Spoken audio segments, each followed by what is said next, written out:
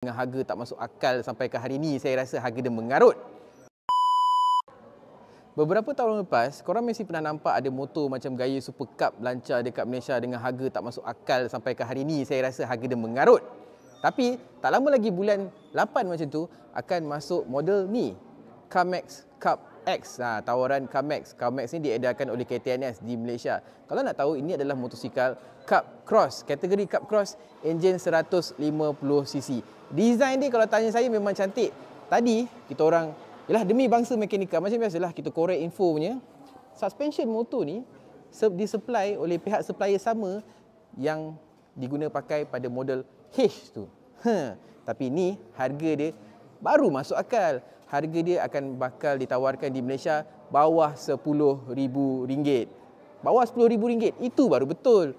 ABS depan belakang, meter digital, lampu LED depan belakang, tayar spoke depan belakang, exhaust, semuanya. Belakang ni siap ada rack belakang ni. Kalau selalunya kalau beli motor, yang satu lagi tu nak kena custom banyak. Ini dah tersedia. Harga bawah RM10,000. Ini baru betul.